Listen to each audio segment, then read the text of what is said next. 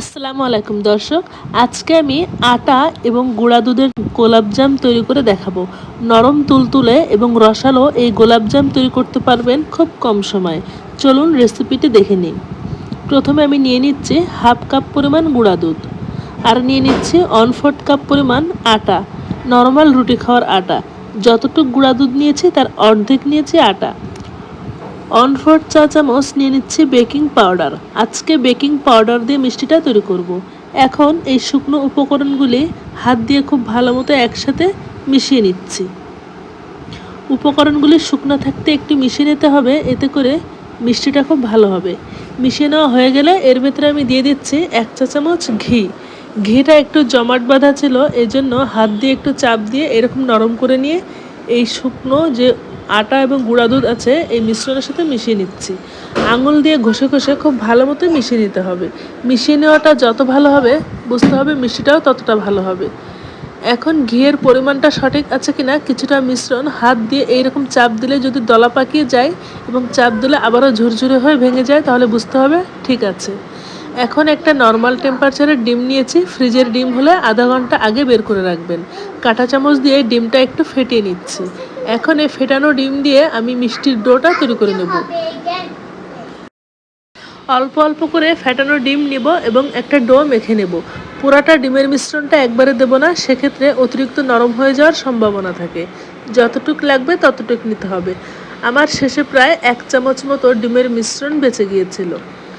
একটা আঠালো নরম ডো তৈরি করে নিতে হবে। ডোটা এই পর্যায়ে আঠালো থাকলেও আমি যখন 10 মিনিটের জন্য রেস্টে রাখবো তখন কিন্তু আঠালো ভাবটা অনেকটাই চলে যাবে।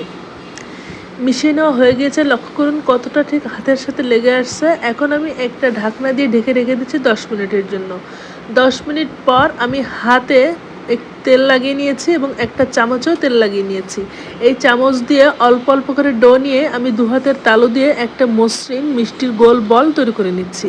চামচ নিলে প্রতিটা মিষ্টির সাইজ সমান হবে। আমি চুলায় আগেই তেল বসিয়ে দিয়েছি এবং চুলার হিটটা একেবারে লো হিটে দিয়ে রেখেছি।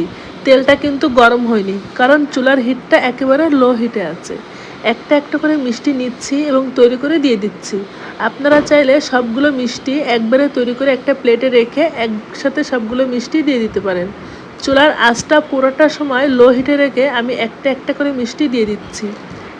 মিষ্টিটা অনেক বেশি ফেনা তৈরি হচ্ছে না, বোঝাই যাচ্ছে তেলটা অল্প গরম আছে।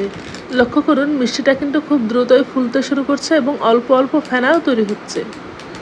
প্রথম পর্যায়ে কড়াইটা ধরে একটু নাড়িয়ে দিয়েছি।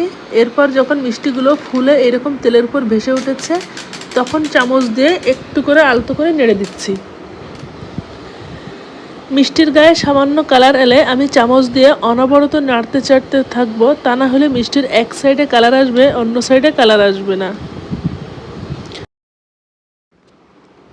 আমি একে একে সবগুলো মিষ্টি দিয়ে দিয়েছি। মিষ্টিগুলো আপনা আপনি কিন্তু উল্টে যাচ্ছে। না উল্টালেও আমি চামচ দিয়ে অনবরত নাড়াচাড়া করছি, এতে করে মিষ্টির চারদিকে সমানভাবে কালার আসছে। আমি একটু ডিপ কালার করে ভেজে নেব, যেহেতু গোলাপজাম তৈরি করব এই জন্য। আপনারা চাইলে কালার এর থেকে আরও হালকা অথবা গাঢ় করে ভেজে নিতে পারেন। এরকম কালার করে তেল থেকে তুলে নিচ্ছি। এখন শিরা তৈরি করার জন্য একটি প্যানে দিতে হবে 1 কাপ পরিমাণ চিনি এবং 2.5 কাপ পরিমাণ পানি। আমার কাছে পূর্বের তৈরি করা মিষ্টির শিরা বেঁচে ছিল, এজন্য শিরা এবং পানি মিলিয়ে 2.5 কাপ দিয়েছি এবং এর ভেতরে হাফ কাপ মতো চিনি দিচ্ছি। 2টা ফাটিয়ে নেওয়া এলাচও দিয়ে দেবেন, যাতে করে এলাচের ফ্লেভারটা খুব ভালো মতো শিরার সাথে মিশে যায়। চামচ দিয়ে নাড়াচাড়া করে অপেক্ষা করব শিরাটা ফুটে ওঠা পর্যন্ত। আপনারা শুধুমাত্র চিনি এবং পানি ব্যবহার করলেও শিরাটা ফুটে ওঠার পরপরই মিষ্টিগুলো দিয়ে দিতে পারবেন। শিরাটা খুব বেশি ঘন করার প্রয়োজন নেই। এই শিরাটা পাতলা হলে মিষ্টির ভিতরে খুব ভালো মতো ঢুকবে। শিরাটায় বলক চলে এসেছে। এখন একটা মিষ্টি আমি হাত দিয়ে এভাবে ধরে দেখব। যদি দেখি 1 থেকে 10 পর্যন্ত গোনা পর্যন্ত মিষ্টিটা ধরে রাখা যাচ্ছে, তাহলে বুঝতে হবে মিষ্টিটা পারফেক্ট আছে। এইরকম অল্প গরম মিষ্টিটায় শিরার ভিতরে দিয়ে নেড়েচেড়ে দিয়ে ঢাকনা দিয়ে ঢেকে জাল করব 15 মিনিট। চুলার আঁচটা পুরোটা সময় মিডিয়াম হিটে থাকবে।